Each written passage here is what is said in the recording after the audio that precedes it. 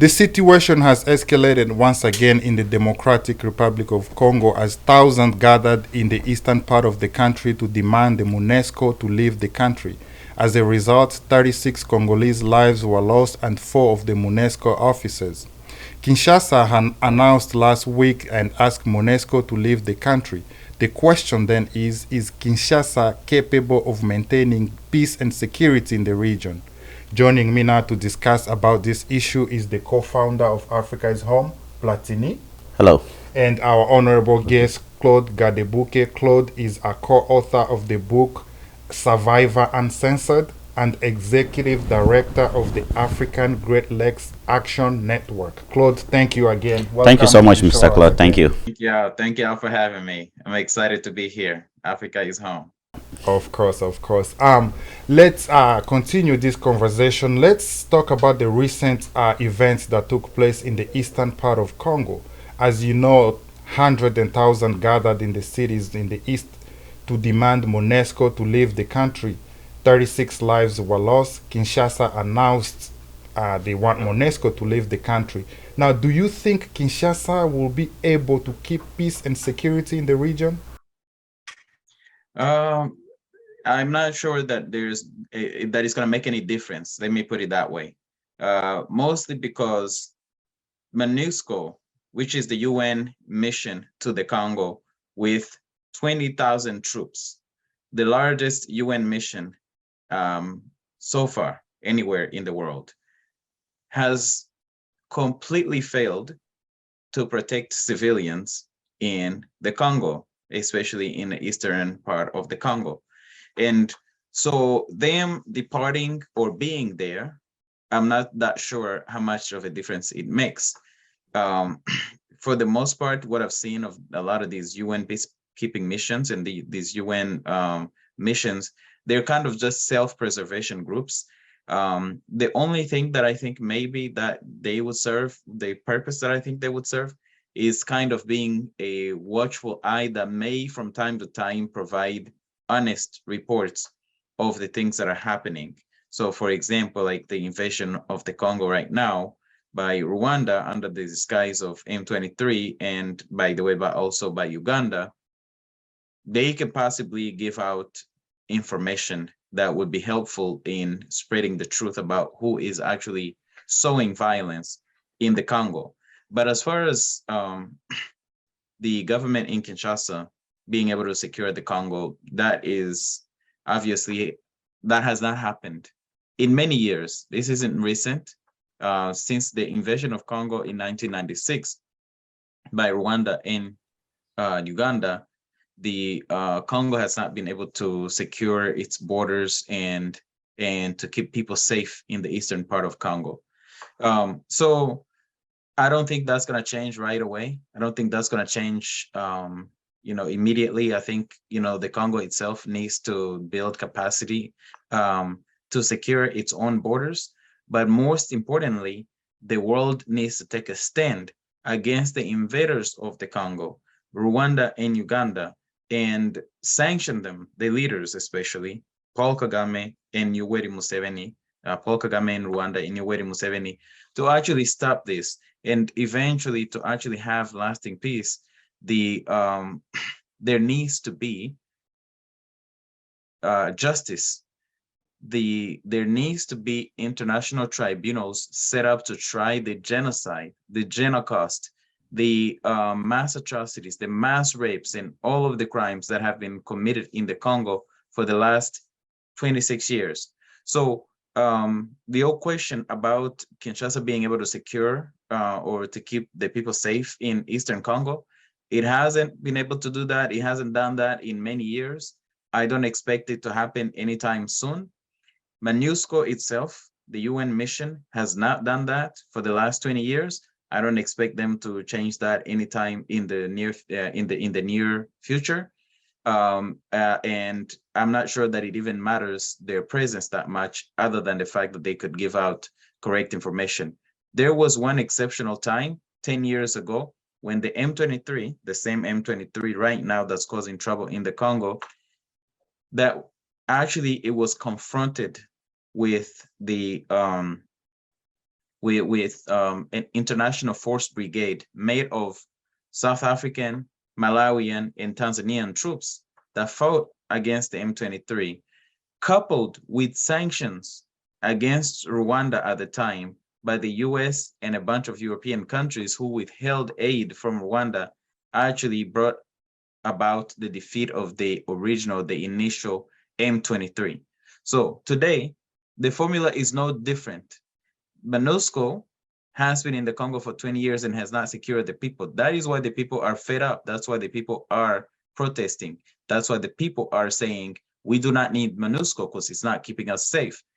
It's supposed to be keeping the peace, but there's no peace being kept in that area. So the short answer is, I don't think Kinshasa is going to be able to secure the borders and keep that area safe, because what is happening in the Congo is both an internal and external issue.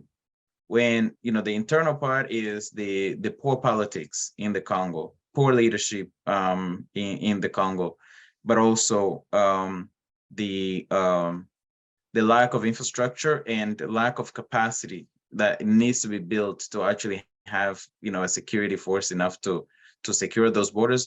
But additionally, because the neighbors continue to meddle, continue to invade the Congo. And by the way, this isn't because the neighbors are so powerful, it's because the neighbors are supported by powerful nations. Rwanda and Uganda are supported by the US, by the UK, and much of the European Union. That is why they are able, they're small countries, but they're able to go into the Congo and take over large parts, you know, of Eastern Congo and steal the resources from the Congo. So it has to be both an internal and an international solution.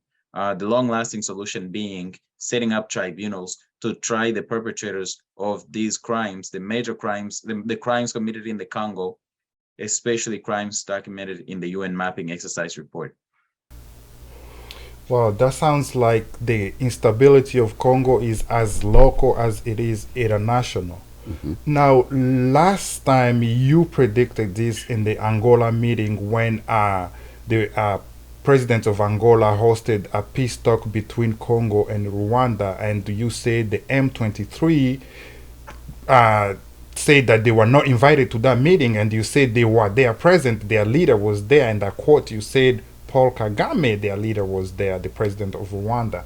Now, 2 weeks ago, the UN peacekeeper experts released a report of 131 pages with the evidence that Rwanda is supporting and backing the M23. I wonder what's your assessment on that. Back to your question, Jean-Paul. Platini had a follow up. Okay, Mr. Claude, I have a follow-up question for you before we get back to the question of Mr. Jean-Paul here.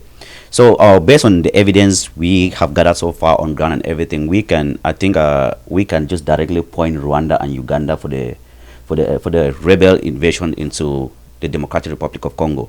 So, but however, my question is, my take is this, or should I say a question? Rwanda and Uganda are definitely backed by some Western countries. So how do we go about like holding them for the crimes that they have committed in the past and still doing them right now, if we know fully well that they are backed by the West, and we know that the United Nations or the United States of America is never going to act against NATO countries?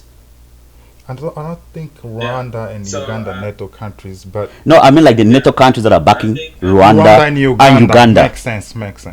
I think, yeah, some of them are in NATO, those countries, and also some of the countries that are plundering and stealing from Congo, like many of the corporations, mining corporations stealing from Congo are Canadian. Canada is part of NATO. There's a bunch of European companies that are plundering the Congo, stealing resources in the Congo. They are part of NATO. So, but to your question, I guess the point is, how can Rwanda and Uganda be held accountable when they're backed by these Western countries? And for me, it comes down to things like this, like what you all are doing, making sure that the wider global audience actually knows and understands what's happening. Because just like any movement in the past, so what is happening in the Congo today is as important as the movement to free the Congo today, is as important as the movement to free South Africa yesterday.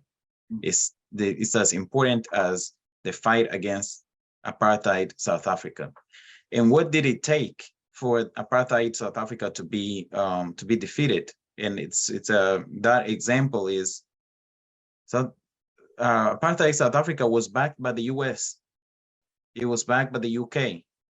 They actually sponsored all these rebel groups across Southern Africa that apartheid South Africa was involved in, including Angola, by the way, which was invaded through the Congo by Mobutu, who was a collaborator of the CIA and in the US. So what did it take for the Free South Africa movement to actually succeed? It succeeded because, first of all, the world was informed about the evils of the apartheid regime in South Africa. Then secondly, the world took action. Ordinary people, ordinary citizens took action in various places. I was in Mandela's old house in Soweto. And inside of that house is a bunch of certificates and various, various historical artifacts that show the fight against apartheid.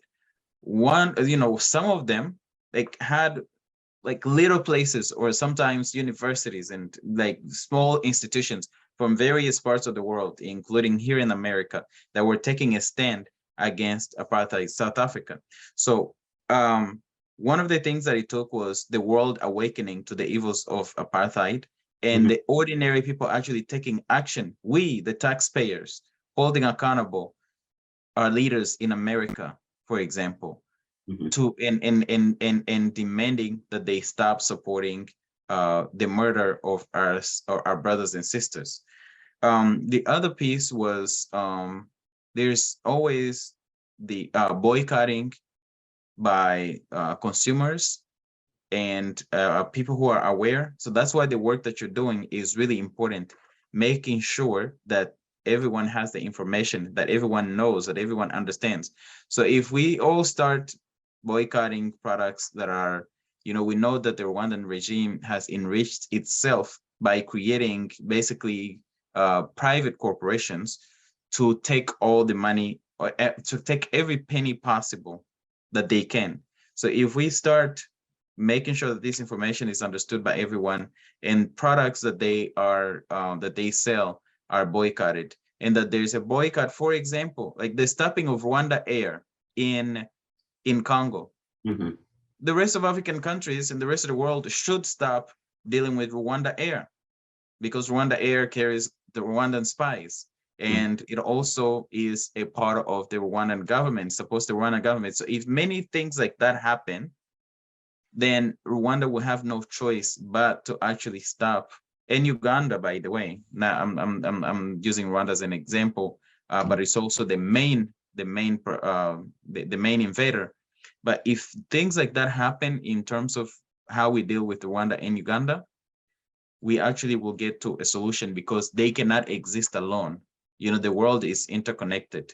And thank you for continuing to make that connection through this podcast, through the work that you do with Africa is Home, and through informing people so that action can be taken. But that is how that can be done. It's both pressure within those countries by ordinary citizens towards their leaders, and also pressure by us, the consumers, and the everyday people, the millions. All we need is a critical mass. We don't need everybody. We need a critical mass. We need the right number of people to take action. And once that happens, things will change. And I can see that happening. So basically, the solution to the problem in the Democratic Republic of Congo and other African territories is definitely not going to come from the United Nations or the African Union or from the West. It's definitely going to come from me and you every day, mounting the pressure and What we are yeah, raise educating the awareness. public exactly of what is going on the ground. Yeah. All right. Thank you so much, Mr. Claude. Yeah. No, thank you for your dedicated work you're doing in Thank the you so Great much. Lake region and the Congo. Now, in the last episode, you talked about the meeting that took place in Angola between President Kagame and President Tshisekedi for the peace talk. And you said that the M23 complained that they were not invited to that meeting. You stated, and I quote, their leader was there, which is Paul Kagame, the president of Rwanda, and that's what you stated. Now, 2 days ago, the information that was leaked from the UN Security Council, 131 pages, with the evidence that Rwanda is backing the M23. Now, Kigali dismissed the information, and the Rwandan spokesperson Yolanda Makolo and said, and I quote, the government will not comment on such unpublished and uninvalidated report. Now, I wonder what your assessment is on that. I guess maybe I should start by telling the UN to welcome to my world, right? when I said it, the government of Rwanda denied it. They did it through their officials, but they also did it through their trolls. They're doing the same to the UN. Not that I feel sorry for the UN, but what I basically, this is just further proof that what I was saying here 2 weeks ago when we talked, and I said, yeah, the M23 was complaining, but their leader was at the meeting, and it's Paul Kagame. It's evident.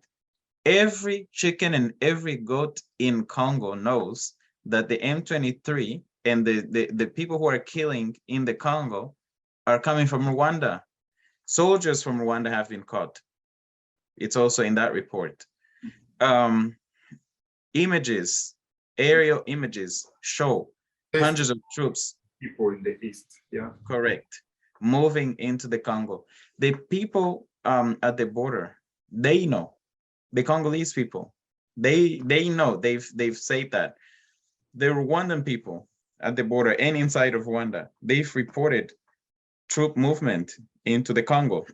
Not only that, but also a number of hospitals inside of Rwanda have a bunch of wounded soldiers. Rwanda's not at war, so where are these soldiers getting wounded at? And so what the UN group of experts said is correct. Rwanda is backing, financing, providing logistical support to the M23, much like they did 10 years ago in 2012 when the M23, the first time they came out with that name M23, did it. 3 generals were named then, General James Kabarebe, General Charles Kayonga, and General Jack Nziza, who are advisors to President Paul Kagame of Rwanda. The government of Rwanda always denies allegations, and they deny evidence of their presence in the Congo when it does not serve their interest.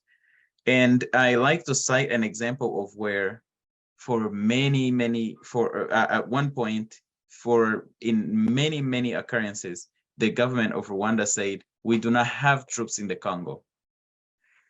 Then one day, after all the denials, they held a ceremony and they had airplanes landing in Kigali to welcome the troops who were returning to Rwanda from the Congo. How does that add up? They said, we don't have troops in the Congo. There are no Rwandan troops in the Congo, but then they have a party to celebrate the troops coming back from the Congo. So this is not unusual. It's not the first time. This is what the government of Rwanda continues to do. They'll continue to deny it. But funny thing, there was an article it's in Kinyarwanda, in one of the Rwandan newspapers, that stated that first of all, that some of the former Rwandan troops or soldiers who were demobilized or who left the military actually joined the M23. And so they're also like having a hard time really getting themselves out of it. and they're admitting that they are a part of it without really admitting it, or without realizing that they're admitting it.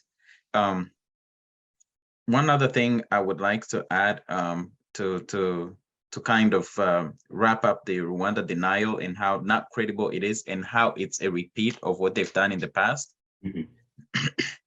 After denying for many times that they were present in the Congo, and then holding a ceremony to welcome the troops in the Congo, a few years afterwards, Paul Kagame in parliament, while swearing in military leaders, including two of the ones that I named, General James Kabarebe and General Charles Kayonga, were included in the group that was getting promoted at the time.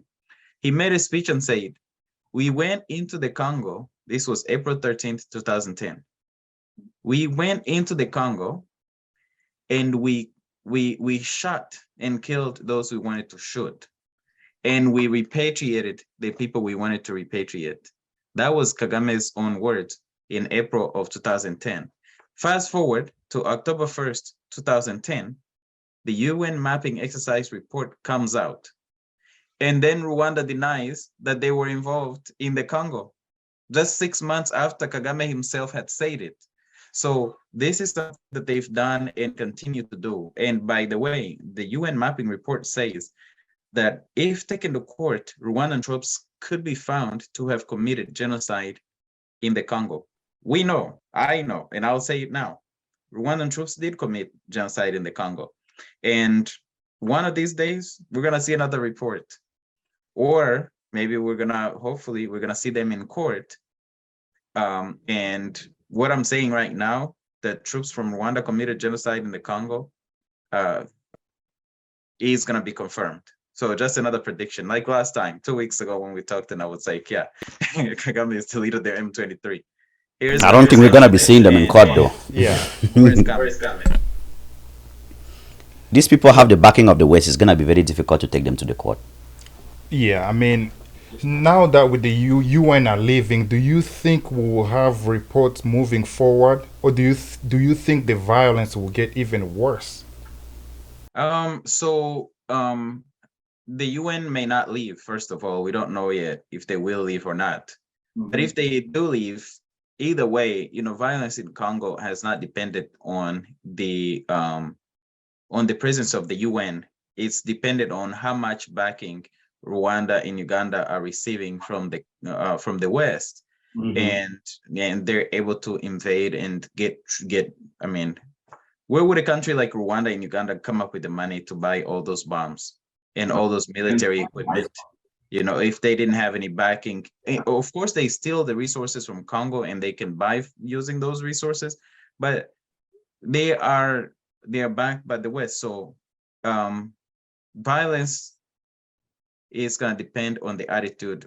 Increased or decreased violence is going to depend on the attitude of the West toward Rwanda and Uganda, which is why we have to continue to speak up about this and continue to expose what's happening, so that their own citizens can stop kidding themselves that their countries are actually doing helpful work on the continent, so that the world can stop kidding themselves that people like Paul Kagame are wonderful leaders and progressive leaders, so that people can stop kidding themselves that Paul Kagame speaks up for Africans, when we know he's involved in the killing of more than 6 million Africans. He is involved in a genocide against our African sisters and brothers. So yes, violence could spike depending on how much support Rwanda and Uganda continue to receive, but it could also subside because Rwanda could run out of resources and Uganda could run out of resources to actually wage war in the Congo. So all of that depends on our work, the work that we do to put pressure on the West to actually support, on various Western countries to stop supporting Rwanda and Uganda. See, I have a question for Mr. Claude. It's based on the support of your Rwanda and Uganda. I heard, I read a report that recently stated that Uganda found this new gold reservoir that just made them about it. I think it's the fourth richest country in the whole world right now. 12 trillion. Something, yeah, I heard. Do you think they're going to be needing support from the West anymore? Like, That's nothing. With this amount of money that they are about to walk into, do you think Congo is at safe here, or is gonna add fuel to these uh, problems? Look at the Congo. It's the richest country in the world, you know, Yeah. in terms of resources, and it's being invaded and reinvaded with you know, because of its riches. So it depends again on Uganda could end up in Like, in that's what I was in saying. another in a conflict because they might be trying to exploit those resources at the expense of the Ugandan people. Mhm. But this is why it was a big mistake and it was a horrible thing for Museveni and Kagame to choose the To path announce. of being servants, or basically the the plantation managers for the West. Because guess what? Now if Uganda has these resources and the same thing happens, you know, like what they've done in the Congo, then what? I mean, you look at countries like Sudan is a very rich country in oil. And look, it's a mess. South Sudan is a real mess because again, the exploitation of the West. By the way, Uganda's involved over there too, in terms of, like, you know, supporting violence and sowing violence in southern Sudan.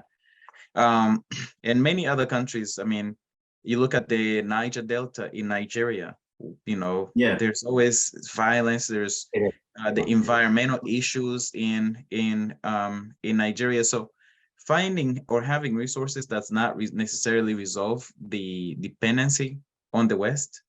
And they, especially Paul Kagame and Yoweri Museveni, need the protection of the West because of the crimes against humanity, the war crimes and the genocides that they have been involved in. So they need to continue and remain as presidents for life, by the way, to keep their presidential immunity. But there's always hope and there's always change. Change is the only thing that's constant. You look at places like Burkina Faso. Mm. Remember, Blaise Compaoré killed Thomas, Thomas Sankara.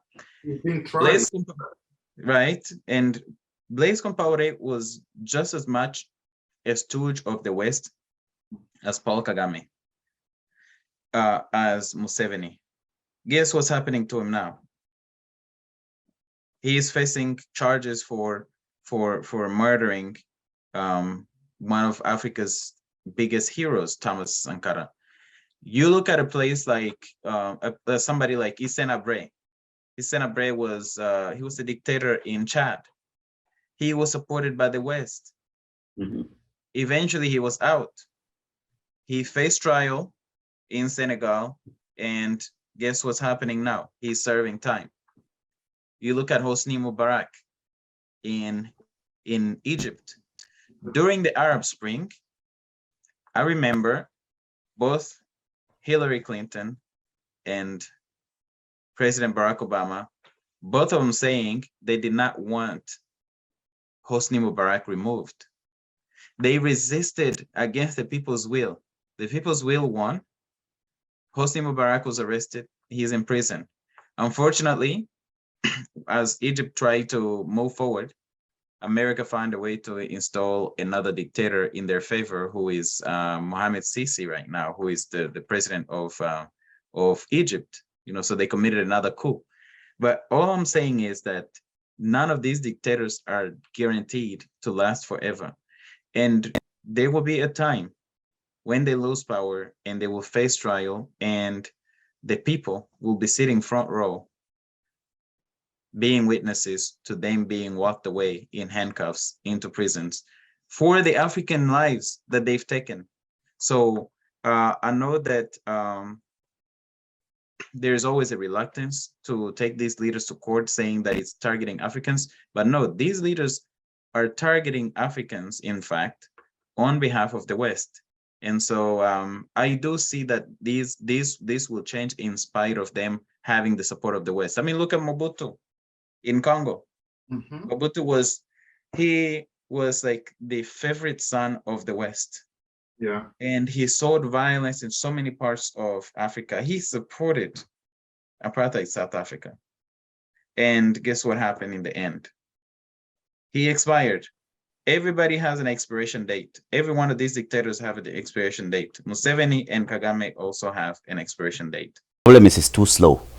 Yeah, It takes forever. Yeah, just to send a clear message, the U.S. ambassador to the UN, Greenfield, is in the continent now in the 3-country tour. He visited Uganda. We did not hear her condemn what Uganda's done to the Congo. That sends a clear message that they support Uganda. Of course, from the beginning. Right. Yeah, and we'll see what happens when Secretary Blinken goes to Will Rwanda. exactly. On the Correct. Well, if this, you said it was an ambassador. U.S. ambassador to the UN. But by the way, If he didn't say anything, then the secretary is not gonna say anything.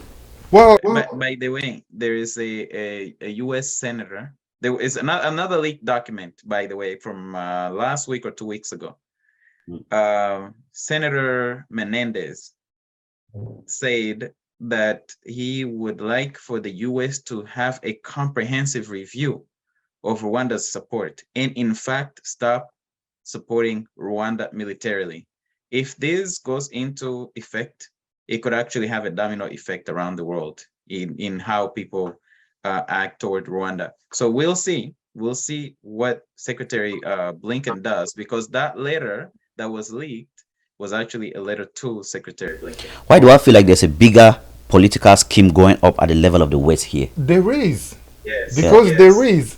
Because, yeah, this Secretary Blinken will be in the continent. We'll see how this plays out. We'll see if he's going to condemn Rwanda and Uganda for backing the M23, or if he doesn't, that sends a clear message, that they are backing them up. Then it's up. Yeah.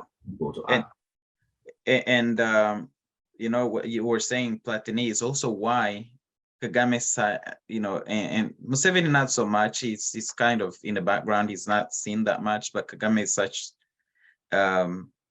He's treated with like kid gloves, but also he's highly celebrated. That man used to be my role model in Africa. I told you. I praise that man for the That's his longest. man. I told you. He pays. I have invoices of the government of Rwanda paying Goodwill International, which is a lobbying group here in America, led by one Andrew Young, who was the U.S. ambassador to the UN at one point. He was a big name within the civil rights movement. He was, you know, close to MLK. He was the mayor of Atlanta. I mean, he's done a lot of things. I saw receipts and invoices of where the government of Rwanda was paying hundreds of thousands of dollars a year to lobby and to keep this this big image. There are firms in the UK, in various places, that work to actually upkeep Kagame's image. So the misinformation, not only in the West, but on the continent of Africa, about how great Kagame is actually cooked up mostly in the West. Yeah. Now, We have been taken for fools. A lot of Africans have. yeah. The question I have for you is that when President Felix Tshisekedi won the election, in his victory speech, he said he wants to make peace with these neighboring countries, referring to Rwanda and Uganda. He even proceeded to join the EAC. Now, two questions here. Do you think he still maintains the same position due to this, you know, escalation? And also, do you think it was a big mistake for Congo to join the EAC?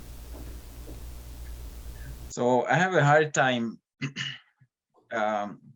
with the saying that President Tshisekedi won the election, but let's accept it that way. Yeah. He won. You know, let's accept it as he won. Yeah. When he made his acceptance speech, he did say that to want to make peace with the neighbors doesn't mean that when they. So it's like, you know, you and Platini are sitting together.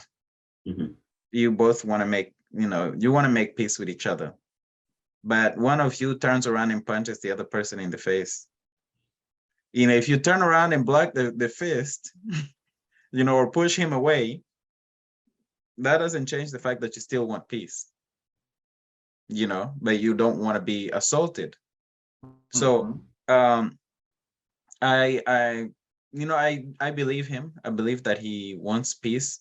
But I do think that Congo is lacking in leadership, and he has not been in recent times. The Congolese government has been more upfront in terms of really calling out Rwanda's aggression and everything. But for a long time, he was silent. I mean, I think it went on for weeks, if not months, where the government of Congo had not said anything.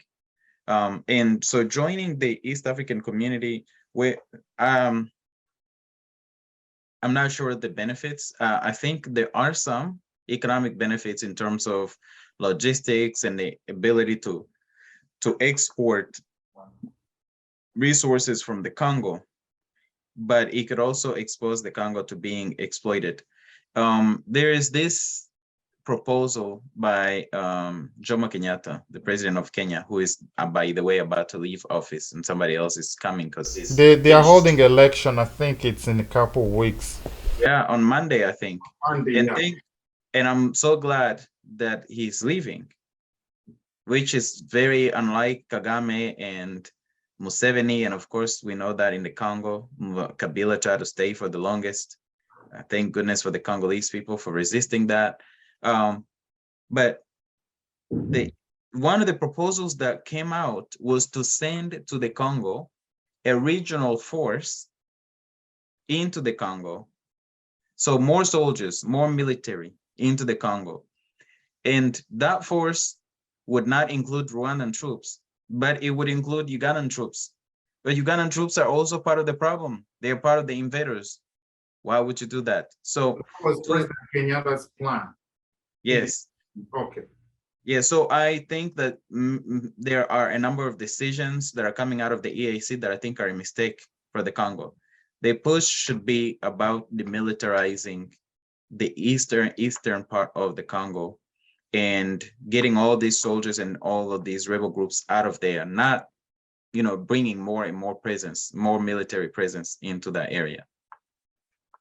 Okay, so because did you have a follow-up question? No, Okay, not at this moment. because a lot of Congolese politicians disagree with President Felix's position to join the EAC because we know Rwanda and Uganda are exploiting Congo. Now, them partnering with the EAC will give them access to exploit now even legally. So I wonder, do you think that's the how is this going to play? I think Congo still has sovereignty over their resources and can still resist those type of exploitations, but the part actually that also the EAC might be shooting themselves in the foot is there is something in the EAC that requires consensus, and that you have to have a number of leaders attend their meetings and summits in order for it to function. So for example, during the pandemic, the EAC went on without really functioning because Paul Kagame was the leader, and the Burundian leaders would not attend any meetings that he was chairing. And I believe it was Ugandan leaders that were not attending any meetings that they were chairing. So if the Congo has the same power, the Congo could just say, okay, we're staying home, we're not coming to these meetings, and the EAC could be hamstrung. But as far as opening up the Congo to further exploitation, I think that it's going to be maybe politically, if they set up things where they allow these countries to come in and exploit the Congo. Otherwise, the purpose is supposed to be free trade, free movement of people and things like that. But again, free movement of people, when you have Rwanda and Uganda who are always have this appetite of getting into the Congo, which me personally, I am for free movement of the people. I'm not really into these borders and the immigrations and all of these crazy rules that stop people from going to where they want to go. But we know that Rwanda and Uganda have hidden agendas that could impact the Congo and actually bring even more insecurity into the Congo by opening it up to freedom of movement. Well, freedom of movement, indeed. Now, let's talk about your book. We know the Survivor Uncensored is already on market. What Mm-hmm. more can you tell the audience about the About the book? book. So Survivors Uncensored. When you go on Amazon, the book is available on Amazon. So this is the cover that you're looking for in case there are multiple titles. I believe it's the only title that's called Survivors Uncensored. The book is a collection of over 100 testimonies from Rwandan genocide survivors and people who survived atrocities before the genocide and after the genocide. The participants are not just Rwandans. There's also non-Rwandans, Congolese and Burundians who were in Rwanda when these atrocities happened and they survived, and some of them even lost their families. And it's a book of resilience and humanity. It's a book that shows courage, where people who have suffered so much, who have gone through so much trauma, are sharing their their personal, their very personal stories of how they survived. But in addition to sharing those very personal stories, they are also inspiring others to come out and speak. Because when it comes to Rwanda, the regime really, they have an official narrative that they've put together. They've decided this is how you're going to tell the story of the Rwandan genocide. So if you ever follow me on social media, there's a lot of trolls that will throw out all kinds of insults and all kinds of false accusations against me, because I refuse to change my story to cut it down to just the parts that the government of Rwanda agrees with, Mm-hmm. and I tell the full story. This is what the book does. The book is the most comprehensive in terms of a sample, because it's only over 100 stories and there's millions of people in Rwanda and millions of people who were there when the genocide happened and when the war happened before the genocide and the atrocities that happened after the genocide. But it's the most comprehensive. You'll find stories of people from everywhere, every part of the country, every ethnic group, every age group, every demographic, rich, poor, every religious, socioeconomic background. It's all in there. And also, there are stories of people who fled to the Congo, like me, when the genocide, when we fled the genocide, we survived the genocide. There was a war, and the war chased us all the way to the Congo. I was a refugee in Congo. I lived in Goma. These places where there is current fighting in the Congo, I was Mm-hmm. there in terrible, terrible humanitarian conditions. And by the way, during the genocide, I was made to dig my own grave. But the part where I flee to the Congo, the government of Rwanda does not want me to talk about that part. The part where they were waging a war and committing massacres that killed, many, many thousands of Rwandans and displaced many, many, actually over 1 million people inside of Rwanda. They don't want that talked about, and those are some of my family members experienced those things. But the book has so many of these stories. Mm-hmm. I just want to sample, quick sample of some of the stories. There's survival stories, war Mm-hmm. and genocide. There's post-genocide Rwanda and some of the things that happen where people are forced to like go through indoctrination camps to align with the government. There's the exploitation of women, where women are made to sleep with hiring managers, or people in leadership. In fact, where they're set up to like basically be, they call it resting, provide resting and relaxation to the generals in Rwanda. There is a use of people, false witnesses, people who are hired and given statements to go give at courts to incriminate people that the government of Rwanda is going after. There's disappearances of people. And this is the disappearance in Rwanda means that a person is nowhere to be seen, has been gone for months or years. There has not been a funeral and the body has not been found. And so enforced disappearance is a big thing in Rwanda. In fact, our generation, us, as we're sitting in this podcast. There was a report last year that showed that more than 500,000 people born between the years, I believe it's 79, 80, based on the age that they were talking about, between those years to the year 2007, the 500,000 people born in those years are missing in Rwanda. So the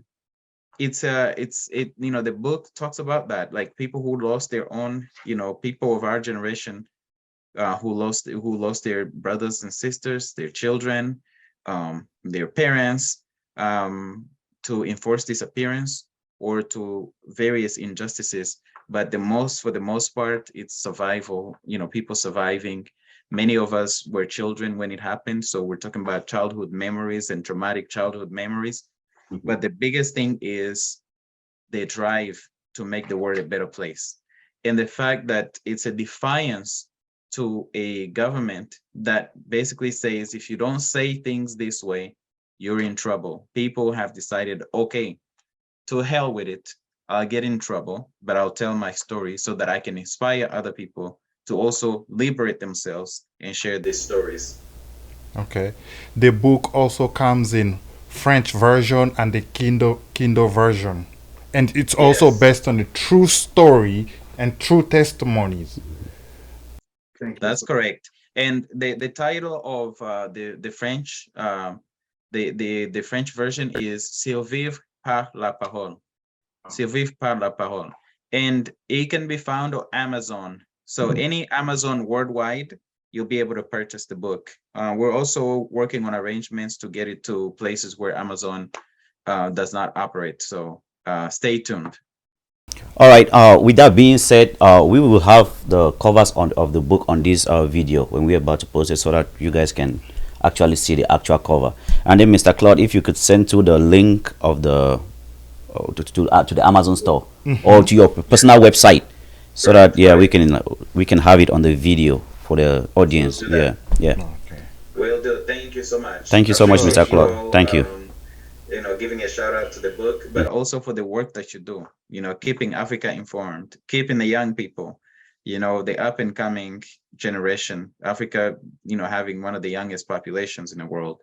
I think it's important that this type of information gets to them. Thank you for your dedicated work. That was Claude Gadebouke, the co-author of Africa of Survivor Uncensored and executive director of African Great Lakes Action Network. Thank you for dedicated work that you're doing for the continent. Thank you. Thank you. Yeah, have a good one. You too. Africa is home. All right. Thanks, bro. That's a wrap. Thank you. Greetings, ladies and gentlemen. Thank you so much for always tuning in to watch Africa is Home Global Podcast. Of course, it's been a while since we visited the charity part of Africa is Home and the business part. But we have been putting in the work behind the scenes. We just don't have any new deals right now in the pipeline, but we've been working on everything that we launched last year. And so, however, about the charity part of Africa is Home, our donations have always been exclusive. We have just focused on a certain people.